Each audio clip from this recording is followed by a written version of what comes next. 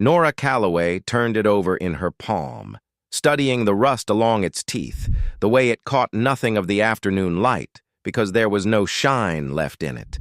The stagecoach driver had handed it to her without a word, along with a folded letter she hadn't opened yet.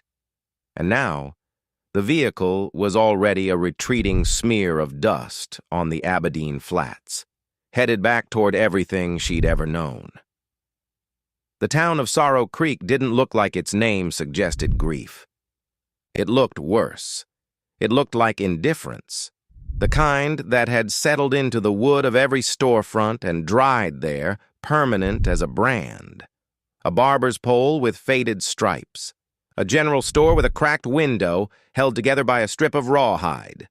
3 horses tied at the rail outside a building that might have been a saloon or might have been a church, depending on what hour you arrived. Nora pressed the key into her coat pocket and picked up her trunk by its leather handle. It wasn't heavy. She'd packed only what mattered. 2 dresses, her mother's Bible, a photograph of no one in particular that she'd found in a second-hand shop in St. Louis and bought because she liked the woman's expression. Unbothered somehow, despite whatever storm had been gathering behind the photographer's lens. The address on the envelope read, Calloway Ranch, 2 miles north on the Breckett Road. She was Nora Calloway already, by the terms of a proxy marriage conducted 3 weeks ago in a courthouse she'd never set foot in. Married to a man she had not met. A widower, a rancher, a father of 6 sons, ranging in age from 4 to 17, whose names she had memorized on the stagecoach because it gave her hands something to do, folding and refolding the letter while her lips moved silently. Eli, Thomas, Cade, Porter, Reeve, and the youngest, whose name was just written as the boy, as though whoever drafted the letter had run out of certainty by that point. She started walking. The wind came sideways off the flats, carrying fine grit that found the gap between her collar and her neck.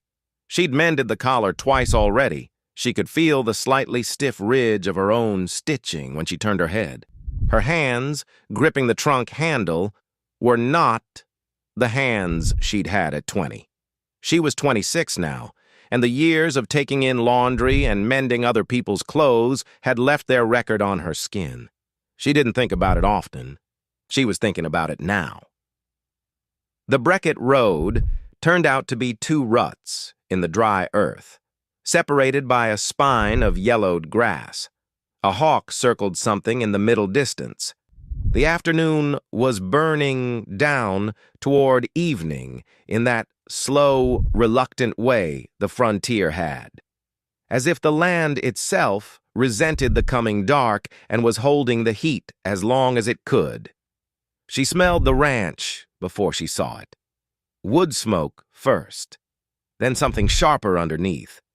Animal and iron and turned earth. Then the house materialized out of the scrub, low and long, built in stages by someone who'd started with ambition and finished with pragmatism. The original structure was solid limestone, and the additions spreading out from its sides were timber and mud brick, each one slightly different in color as if they'd been added in different seasons and different moods. A boy was sitting on the porch rail, not sitting, perching, the way a crow perches, balanced with a kind of careless ease. He was maybe 12, with his father's jaw if she was guessing, and he was watching her come up the road with the flat evaluation of someone much older. "You're her," he said. "I suppose I am," Nora said. "Which one are you?" "Cade." "Cade." She set the trunk down and rolled her shoulder once. "Is your father inside?" "Pa's at the south pasture fence. Won't be back till supper." He looked at the trunk. He didn't offer to carry it. "The others are around." Around turned out to mean Thomas, the eldest at 17, was in the barn and didn't come out. Eli, 15, gave her a nod from the water trough that landed somewhere between courtesy and dismissal. Porter, 9, stared at her from behind a fence post as if she were a species he hadn't yet classified. Reeve, 7, was nowhere visible at all. And the youngest, she found him in the kitchen standing on a stool attempting to stir something in a cast-iron pot that was threatening to boil over. She crossed the room in 4 steps and pulled the pot to the side of the stove. The boy looked at her. He had dark eyes and a crust of something dried on his chin. Earlier in the day's disaster, probably, and he held the wooden spoon with both fists like a weapon he wasn't sure how to use. "What is it?" she asked. Meaning, what are you making? "Supper," he said. She looked into the pot. It was cornmeal mush, scorched along the bottom, lumpy through the middle, and swimming in far too much water. She looked at the boy, who was watching her look at it with an expression so carefully neutral she recognized it immediately. The face of someone braced for criticism. She had worn that face for years. "How old are you?" she asked. He held up 4 fingers. 4 years old and you're making supper." She didn't say it like it was remarkable. She said it like it was a fact she was filing away. "What's your name?" He said something that sounded like Rue. "Rue," she repeated. He nodded, satisfied. She took off her coat, hung it on the peg by the door, and rolled up her sleeves. The kitchen was not a disaster in the dramatic sense. It was a disaster in the way of slow neglect, of meals managed rather than made, of a household running on momentum and not much else. The flour sack was nearly empty, but there was cornmeal, salt pork, dried beans that had been soaking in a bowl since what looked like that morning. There were eggs, a basket of them, which was a mercy. There was lard, and an onion with only one soft spot she could cut around, and a string of dried chilies hanging by the window. She did not think about whether this was her place or not. She did not think about the man she hadn't met yet, or the sons who were watching from various distances and angles, or the proxy marriage document folded in her coat pocket. She thought about the eggs and the beans, and how many mouths there were, and what could be done in the time before dark. She made cornbread from scratch, pressed into the skillet with a little lard until it set golden. She fried the salt pork thin and used the drippings to cook down the onion and the soaked beans together with one of the dried chilies, crumbled, until the kitchen filled with something that had not been there before. Not just warmth, but the particular smell of food, made with intention. Rue did not get off his stool. He watched everything with the focused attention of a child absorbing information he plans to keep. The other boys came in without being called. She heard them before she saw them. Boots on the board floor, the shuffle and scrape of chairs, the low argument between Porter and Reeve over something that resolved itself before she turned around. They sat. All 5 of them. They didn't say anything. Cade had his arms crossed, which meant something, but she wasn't sure yet what. She set the skillet of cornbread in the center of the table. She ladled beans into bowls. She put the salt pork on a plate. She filled the tin cups with water from the pitcher, going around the table like she'd done it 1,000 times, because in her bones she had, in boarding houses and church socials and the long years of helping families that weren't hers. The door opened. He was taller than she'd imagined from the letter, and she wasn't sure why she'd imagined height at all. He stood in the doorway for a moment, taking in the room, the way a man takes in a room he expects to be one way and finds different, not alarmed, just recalibrating. He had a beard going gray at the edges and hands that matched hers in their record of work, a hat he took off when he crossed the threshold, a face that had been weathered past the point of easy reading. He looked at the table. He looked at her. "Mr. Greer," she said, because that was his name. Harlan Greer. She'd said it to herself on the road, practiced the weight of it. "Mrs. Calloway," he said, and then caught himself because she was Mrs. Greer now, technically, and the mistake seemed to cost him something. "Nora, sit down," she said. "Supper's ready." He sat. At the head of the table, where there was no chair, he'd taken a stool from by the wall, and she filed that away too, the absent chair, another thing that had been managed around and not replaced. No one spoke for a moment.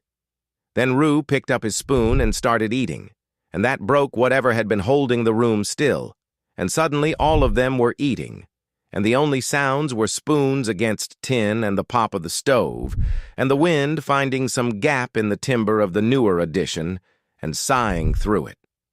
Nora ate standing at first, before Cade, whose arms had been crossed, whose face had been set, pushed out the empty chair beside him with his boot. Not looking at her, just pushing it out and looking at his bowl. She sat. Harlan Greer, across the table, watched his sons eat.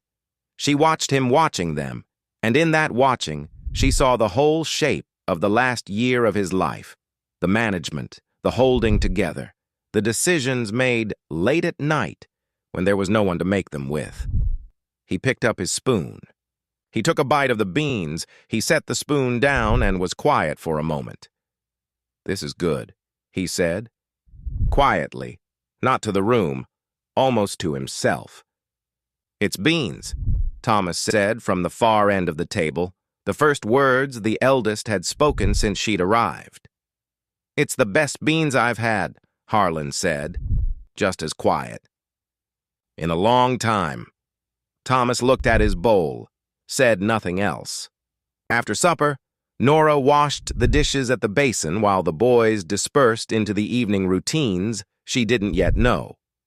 Rue fell asleep in his stool before anyone noticed, and Harlan carried him out without ceremony, and she was alone in the kitchen with the sound of the fire settling and the coffee pot beginning to knock against itself on the back of the stove. She'd set it to boil from the last of the grounds she'd found in a cracked jar, because it seemed like something this household needed to end the day with. When Harlan came back, she poured 2 cups. She handed him one. He took it without comment and stood by the window where the last bruise of light was going violet over the flats. "You didn't have to cook," he said. "No," she agreed. "The boys can manage."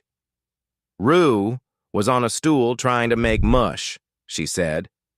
"He's 4. Something moved through Harlan's face, quick as weather. Not shame.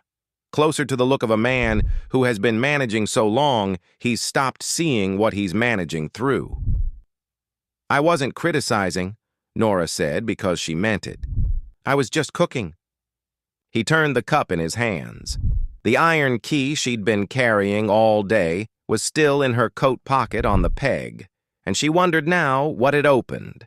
She hadn't asked anyone, hadn't found a door it matched. Maybe it opened nothing anymore. Maybe it was just a key that had outlasted its lock, handed to her out of habit or formality, or the sense that a new arrival ought to have something to hold. "The room at the end?" Harlan said, like he'd followed her eyes to the coat. "Second edition. That's yours. Key fits the door." She nodded. "Thank you." He drank his coffee. Outside, one of the boys, she thought Porter by the size of the shadow, crossed the yard toward the barn with a lantern, its small flame lurching in the wind. The hawk was gone. The flats were going dark and quiet, in the way of places that have no reason to perform for anyone. "Why did you agree to this?" Harlan asked. The question didn't have an edge to it. It was the question of a man who genuinely didn't know and had been sitting with not knowing for 3 weeks. Nora looked at her hands around the tin cup, the calluses, the careful stitching of her own mended life. "Same reason you put out the arrangement," she said. "Something needed doing." He considered that for a long time. The coffee pot knocked. The fire breathed. "6 sons is a lot of something," he finally said. "I know how to count." she said. He looked at her then. Really looked. The way he hadn't allowed himself to since he'd walked through the door. And she looked back because she had not traveled this far and carried that iron key this long to look away. Outside, Porter's lantern had reached the barn. Its light was small and warm and steady against all that dark, burning the way things burn when they're sheltered just enough. Not extinguished, not blazing, just holding. She thought of Rue's face over the pot, Cade's boot pushing out the chair, the way Thomas had said it's beans, and Harlan had said the best I've had, and how those two sentences contained the whole distance between a son who was afraid to need anything and a father who had forgotten he was allowed to. She thought, I am not here to rescue anyone. She thought, but I am here. The wind found the gap in the timber again, Sorrow Creek settled into its night, and Nora Calloway, Nora Greer, finished her coffee and set the cup in the basin and took the key from her coat pocket and held it. One last time, just to feel its weight. Before she walked down the hall toward the room at the end, where the door was waiting,